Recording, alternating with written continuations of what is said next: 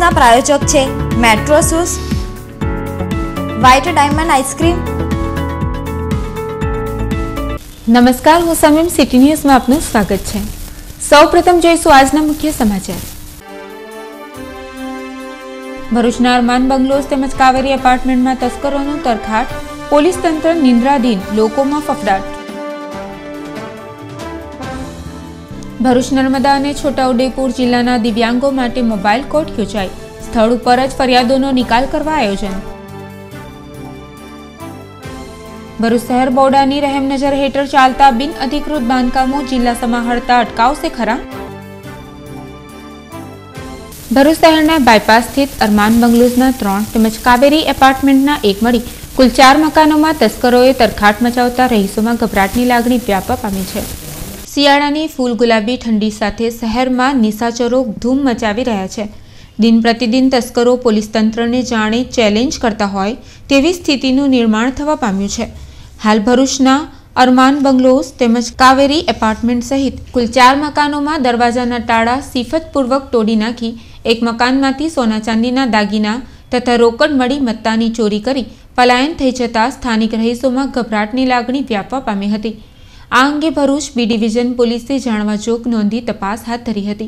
જોકે મકાનો બંધ હોવાથી આ અંગેની ફરિયાદ નોંધાતા કેટલાની તસ્કરી થઈ છે તે જાણી શકાશે। મારું નામ મેમણ મોહમ્મદ હુસૈન છે। હું અહીંયા ભાડવત તરીકે રહું છું। આજ સવારે જ્યારે આવ્યો ત્યારે જોયું કે ઘરનું તાળું તૂટેલું હતું। ચેક કરતાં બી ડિવિઝનમાં ફરિયાદ કરી અને બોલાવ્યા તો ચેક કરતાં થોડુંક ગોલ્ડ, સિલ્વર અને કેશ એમ કરીને 60-70 હજારનો મુદ્દામાલ ગાયબ થયેલ છે। અને અન્ય સોસાયટીમાં તપાસ કરતાં બીજા 2 તાળા એટલે ટોટલ અરમાન બંગલોઝની અંદર 3 તાળા તૂટેલા છે 3 મકાનના, અને બાજુની કાવેરી એપાર્ટમેન્ટમાં પણ 1 મકાનનું તાળું તૂટેલ છે અને ત્યાંથી પણ કંઈ મુદ્દામાલ ગયેલ છે એવા સમાચાર મળેલ છે। ભરૂચ, નર્મદા અને છોટાઉદેપુર જિલ્લાના દિવ્યાંગોના પ્રશ્નોનું નિરાકરણ કરવા ભરૂચ જિલ્લા કલેક્ટર કચેરી ખાતે મોબાઈલ કોર્ટનું આયોજન કરવામાં આવ્યું હતું। ભરૂચ, નર્મદા તેમજ છોટાઉદેપુર જિલ્લાના દિવ્યાંગો દ્વારા કરવામાં આવેલ ફરિયાદ અરજીઓનો વિકલાંગ ધારા 2016 અન્વયે તાકીદે નિકાલ કરવાના ઉદ્દેશ્યથી સંયુક્ત મોબાઈલ કોર્ટનું આજરોજ ભરૂચ જિલ્લા કલેક્ટર કચેરી ખાતે આયોજન કરવામાં આવ્યું હતું, જેમાં દિવ્યાંગ વાદી પ્રતિવાદીના પ્રશ્નો સાંભળી સ્થળ ઉપર જ ફરિયાદનો નિકાલ કરવા કામગીરી હાથ ધરાઈ હતી। આ પ્રસંગે ભારત સરકારના ચીફ કમિશનર કમલેશ પાંડે, ભરૂચ જિલ્લા કલેક્ટર રવિ અરોરા સહિત તંત્રના અધિકારીઓ ઉપસ્થિત રહ્યા હતા। સહાનુભૂતિપૂર્વક અને અધિકારપૂર્વક જે એના અધિકાર હોય મળવું પાત્ર હોય આ મળવું જોઈએ। એના અલાવા ઉદ્યોગો સાથે પણ हमारा संकलन ચાલે છે। R&D, पंचायत जैसे PWD डिपार्टमेंट है कि एक्सेसिबल बिल्डिंग बने उसके लिए भी प्रयास चलता रहता है। और आज के इस मोबाइल कोर्ट से और सर के आगमन से भरूच जिला प्रशासन को एक और नई ऊर्जा मिलेगी, नई शक्ति मिलेगी ताकि हम इस क्षेत्र में और आगे आके और ज़्यादा काम कर सकें। और बाकी सर आपका जो भी मार्गदर्शन होगा, भरूच जिला की पूरी टीम, हमारे सभी अधिकारी कर्मचारी मित्र काफ़ी संवेदनशील है। पूरी क्षमता से हम इस कार्य को जरूर आगे बढ़ाएं।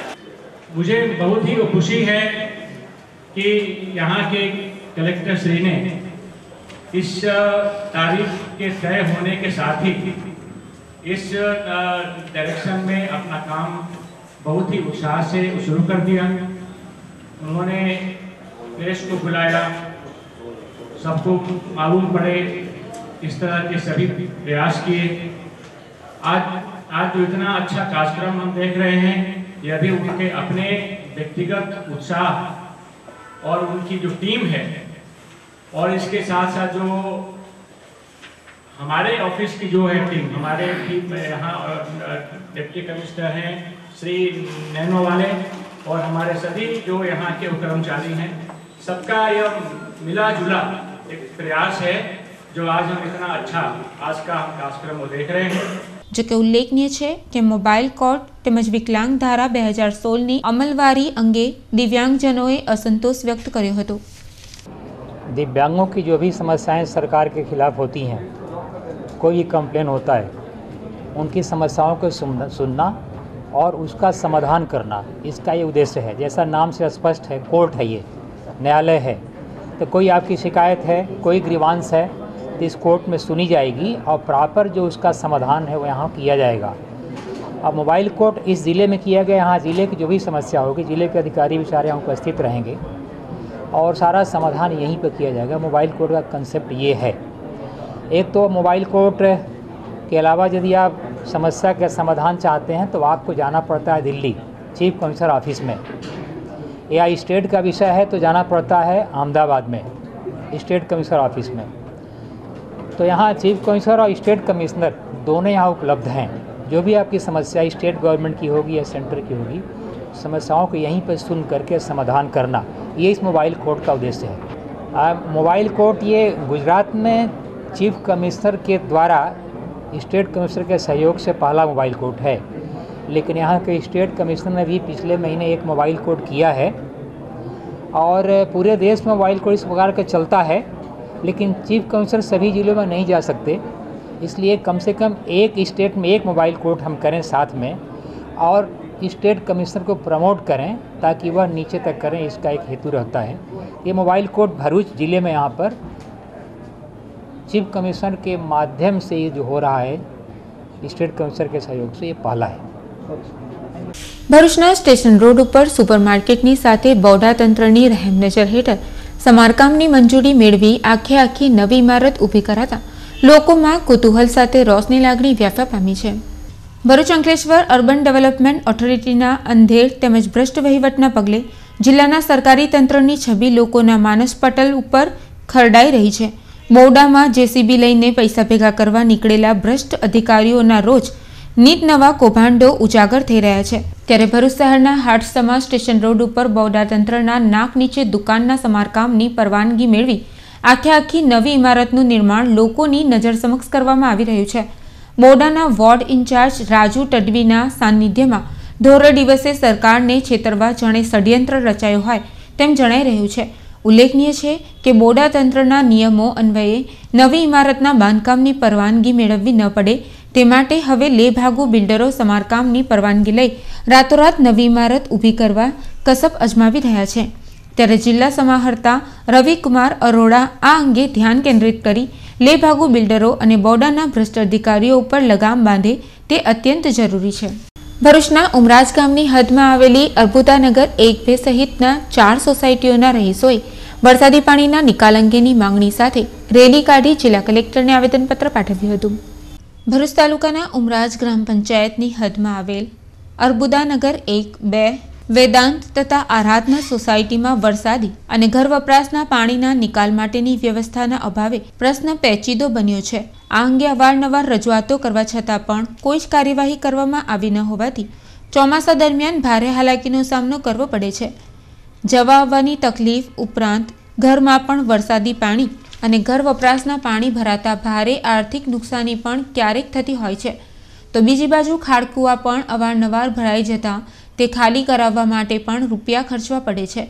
અંતે આ મુદ્દે સોસાયટીના 300થી વધુ રહીશોએ એકત્રિત થઈ બેનરો સાથે રેલી કાઢી જિલ્લા કલેક્ટરને આવેદનપત્ર પાઠવી તેઓની આ સમસ્યાના નિવારણ માટેની માંગણી કરી હતી, જેમાં વરસાદી પાણી તેમજ ઘર વપરાશના પાણીનો ભૂગર્ભ ગટરથી યોગ્ય નિકાલ થાય તે માટે કાર્યવાહી કરવાની માંગણી કરી હતી, જેની નકલ વડાપ્રધાનને પણ મોકલવામાં આવી છે। વડાપ્રધાન મોદી સ્વચ્છ ભારત અભિયાન ચલાવી રહ્યા છે, ત્યારે ભરૂચના લિંક રોડની સોસાયટીઓમાં 2007થી તેઓના પાણીના નિકાલ માટે રજૂઆતો કરતા રહે તે વહીવટી તંત્ર માટે શરમજનક કહી શકાય। વૃદ્ધ માણસોને જ્યારે માંડા હોય ત્યારે પણ રિક્ષા આવી શકતી નથી, એટલું પાણી થઈ જાય છે।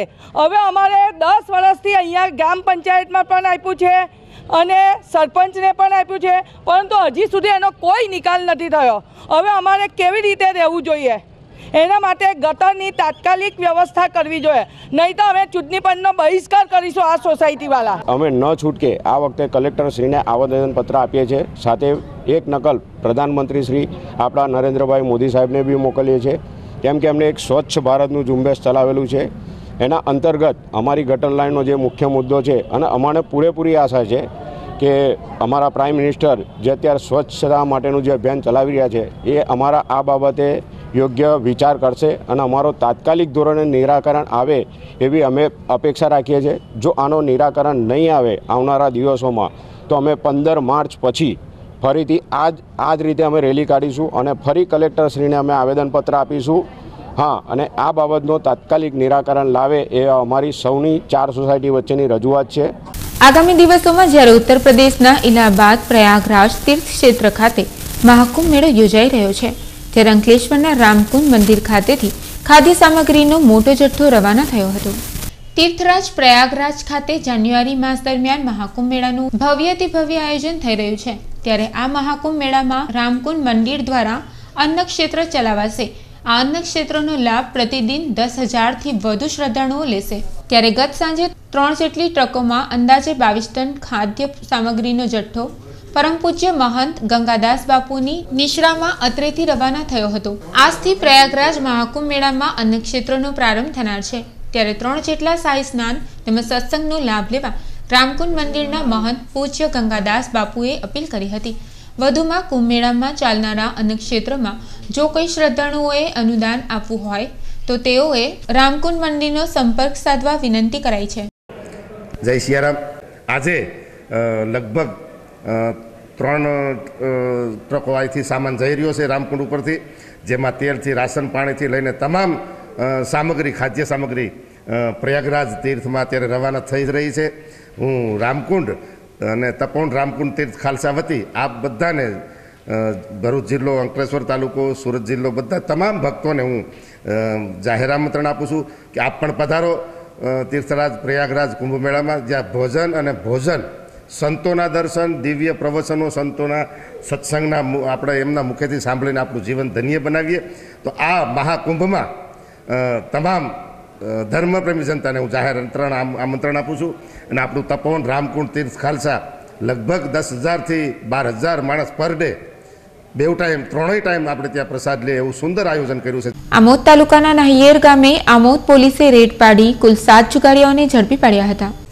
આમોદ પોલીસે ગઈકાલે સાંજના સમયે બાતમીના આધારે પોલીસે રેડ પાડતા નાહિયેર ગામની ઝાડીમાંથી પટ્ટાપાનાની હાર જીતનો જુગાર રમતા અરવિંદભાઈ વસંતભાઈ વસાવા, દિનેશભાઈ ઉર્ફે કાલુ મનોરભાઈ વસાવા, અનિલભાઈ કાલિદાસ રાઠોડ, દેવજીભાઈ નવરોત્તમભાઈ મકવાણા, પિન્ટુભાઈ ઠાકોરભાઈ પટેલ, લાલાભાઈ રાયજીભાઈ રાઠોડ, બાલુભાઈ કાશીરામ રાઠોડને સાંજના 4:45 વાગ્યાના સમયે ઝડપી પાડ્યા હતા. તેઓની પાસેથી અંગઝડતીના તથા દાવ ઉપરના રોકડા રૂપિયા 10,310 તથા મોબાઈલ ફોન 5 નંગ જેની કિંમત રૂપિયા 14,500 તથા મોટરસાઇકલ નંગ 3 કિંમત રૂપિયા 93,000 તથા જુગારના સાધનો કુલ મળી રૂપિયા 1,17,810ના મુદ્દામાલ સાથે પકડી જુગાર ધારા કલમ 12 હેઠળ ગુનો નોંધી આગળની તપાસ પીએસઆઈ કે.એ. ચૌધરી સાહેબે હાથ ધરી હતી. પાનોલી ઇન્ડસ્ટ્રીયલ એસોસિએશન દ્વારા છેલ્લા 15 વર્ષથી વિન્ટર સ્પોર્ટ્સ ટુર્નામેન્ટનું આયોજન કરવામાં આવે છે. પ્રારંભિક ક્રિકેટ મેચમાં પાનોલી ઇન્ડસ્ટ્રીઝ એસોસિએશન અને પ્રેસ ક્લબ ઓફ અંકલેશ્વરની ટીમ વચ્ચે યોજાઈ હતી, જેમાં પ્રેસ ક્લબ ઓફ અંકલેશ્વરની ટીમ વિજેતા બની હતી.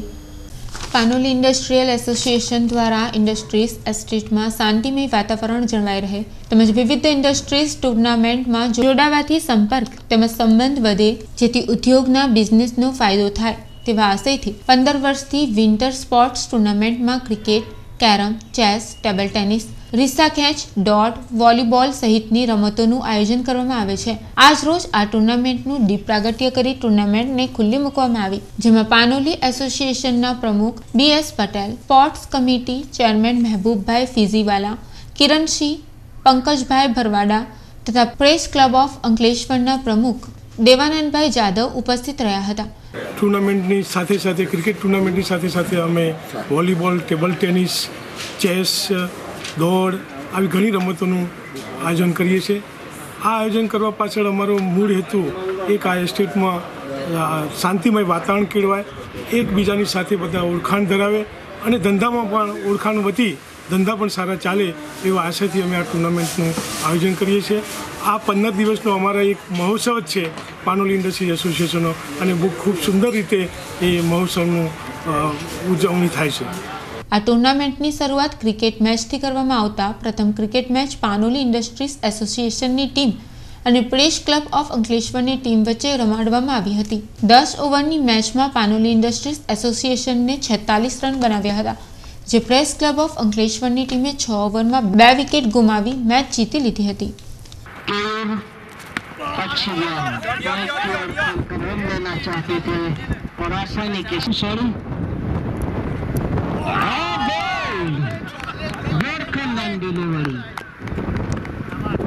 तीसरे जेब में गाड़ी डाल दी थी। बहुत अच्छी running between the wicket, short pitch game.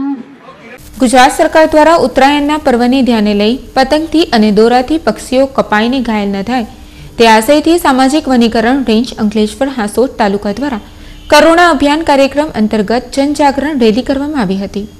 સામાજિક વનીકરણ રેન્જ અંકલેશ્વર હાંસોટ તાલુકા દ્વારા ટૂંક સમયમાં ઉત્તરાયણનો ઉત્સવ આવતો હોય તેમાં નિર્દોષ અને અબોલ પક્ષીઓ કપાઈને ઘાયલ ન થાય તથા ચાઇનીઝ દોરા તથા તુક્કલ ઉપર પ્રતિબંધ છે એ બાબતોની લોકોમાં જાગૃતિ આવે તે હેતુસર કરુણા અભિયાન કાર્યક્રમ અંતર્ગત જનજાગરણ રેલી મામલતદાર કચેરી હાંસોટથી સર્કલ ઓફિસ ભરત પટેલ અને નાયબ મામલતદાર મહેસૂલ અલ્પેશ પરમાર દ્વારા લીલી ઝંડી આપી પ્રસ્થાન કરી ગાંધી ચોક, મોટા બજાર, સોની ફળિયા, રત્નેશ્વર મહાદેવ મંદિર થઈ મામલતદાર કચેરી પરત થઈ હતી। આ દરમિયાન યોગી વિદ્યા મંદિરના પ્રમુખ હરેશભાઈ પટેલ તથા વિદ્યાર્થીઓ અને RFO જેપી ગાંધી તથા ડોક્ટરોની પીએફ તથા ફોરેસ્ટરો PN Patel, DV Damor, MM Gohil તથા બિટગાર્ડો ગામ લોકો અને આગેવાનો જોડાઈ કાર્યક્રમ સફળ બનાવ્યો હતો।